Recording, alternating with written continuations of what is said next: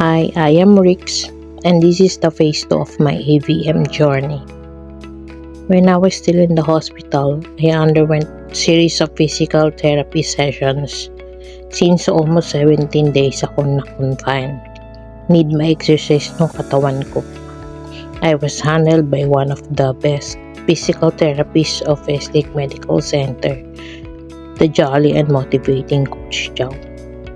When I was discharged from the hospital, continuous pa rin yung aking therapy sessions. From hindi nakakatayo at nakahiga pa, hanggang sa unti-unti na bumabalik ang lakas ko. Minsan, kami na lang din ni hubby nung time na tapos na yung physical therapy sessions.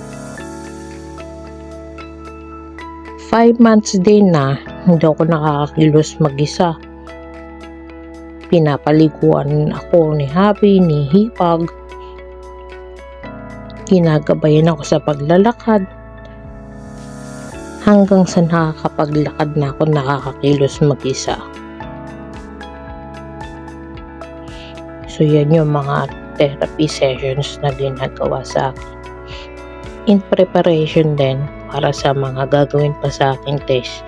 Dahil nga yung AVM ko kailangan ma-eliminate. Dahil pag hindi yun natanggal, pwede siyang bumutok ulit.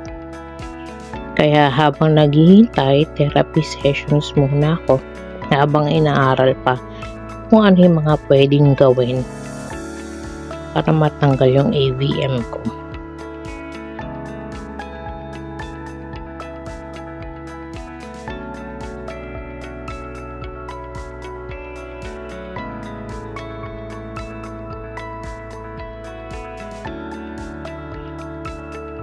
Yung therapy session ko, siguro mga 13 to 15 sessions yan.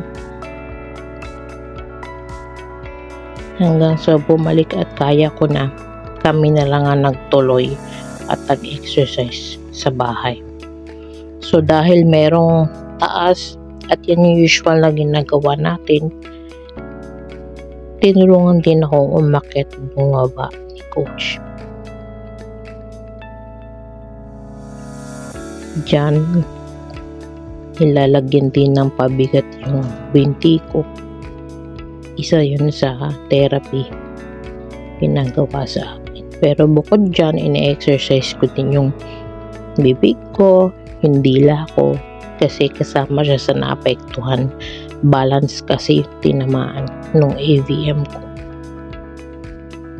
Yung pwesto niya ay affected ang balance. So, nung okay na, yan, pinapakita na yung development ko before and after. So, from sayo-sayo na nakaupo sa nakakatayo na. At paglakad ng may walker at paglakad ng wala ng walker or gabay. Thank you talaga sa lahat ng prayers nyo, pagmamahal at pag-aalaga. I will be forever grateful to all those who showed love and support. Alam po ni Lord, alam nyo rin kung sino-sino kayo. I am also praying for you.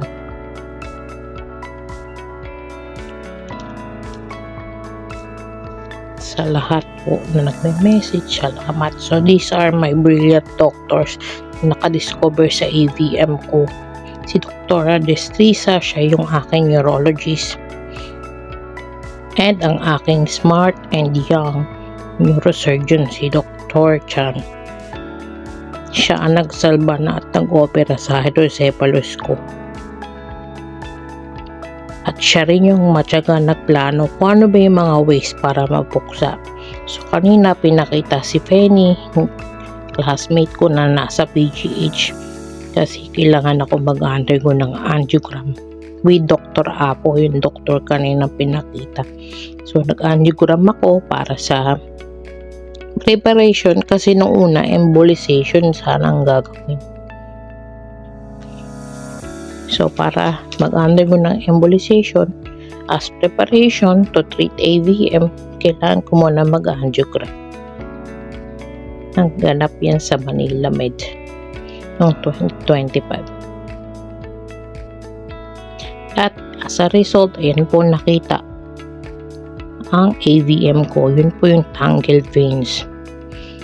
So, habang inaaral pa ni Dr. Chan, yung aking neurosurgeon, so simba muna tayo, syempre kasama ang pamilya, hingi tayo ng tulong kay God. Hindi mawawala yun. So, pinag-aralan. So, habang naghihintay sila po yung mga ilang clips po na mga pumunta sa akin, dumalaw sa akin, na mga kaibigan, kapamilya, nagmamahal. Diyan mo talaga makikita kung sino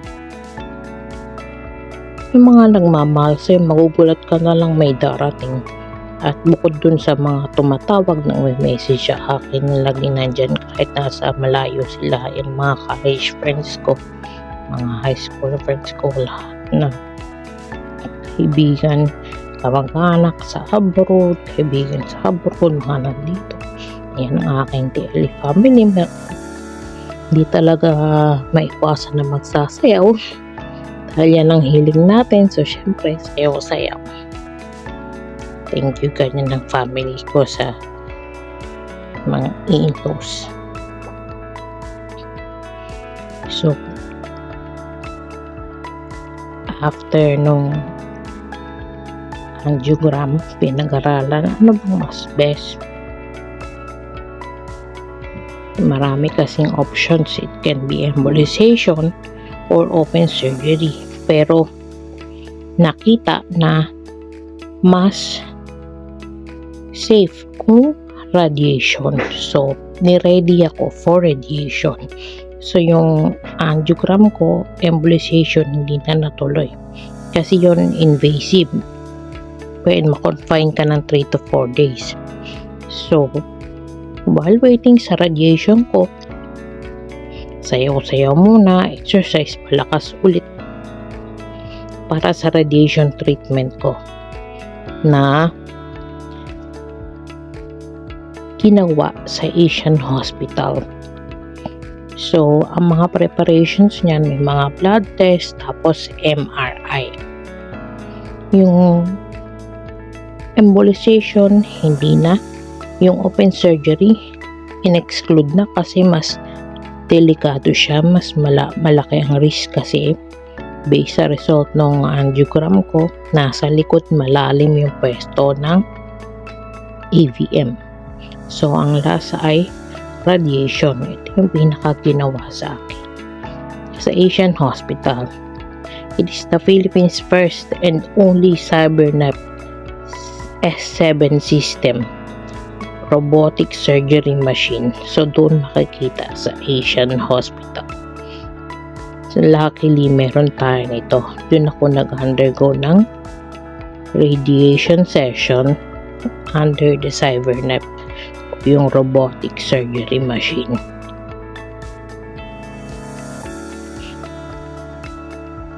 Radiation ko noong January 2026 naman siya ginanap.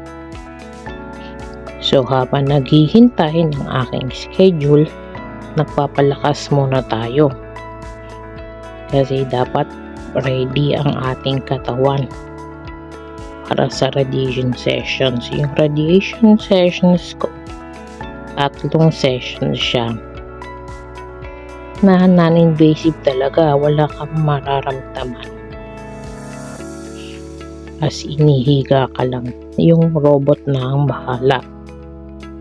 So, nakakatuwa naman at meron tayo dito niyan sa Pilipinas. At mas safe kasi non-invasive nga at hindi ka kailangang i-confine. At the same time, mas mababa yung pressure niya. So, ayan, exercise. Minsan sinasamahan tayo ni Hatridge pag nandito siya. And most of the time, ako lang, ayan, nag-exercise ako. Hindi natin nakakalimutan yan, mga 30 minutes to 1 hour per day.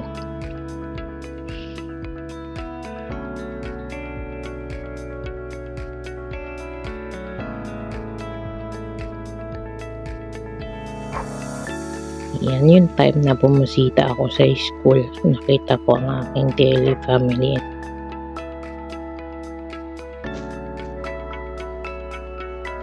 Yan, kasama ko si Abby sa loob. Isa lang kasi. So, yan yung mask na ginamit sa akin. Yan yung hinalma sa akin na mask. Yan yung cyberknife machine. Yan yung aking radiation oncology. Si Dr. Kanyala ang aking neurologist. And thank you God, after 3 sessions, nakagraduate ako. Sunod-sunod na araw yan yung radiation ko. Monday to Wednesday. So, habang naghihintay ng result, siguro 2 weeks after ng radiation ko, balik ulit sa dating ginagawa. Sabi ni Doc, balik lang sa normal na ginagawa. Basta with care pa din. Tamang pagkain, iwas sa bawal. So, yan, sayo tayo. Exercise pa rin tayo.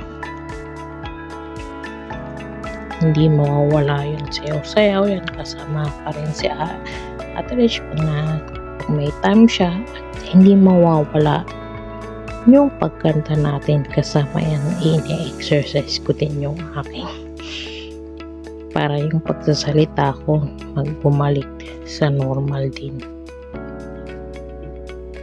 Kasi nga dahil sa AVM, affected talaga yung balance.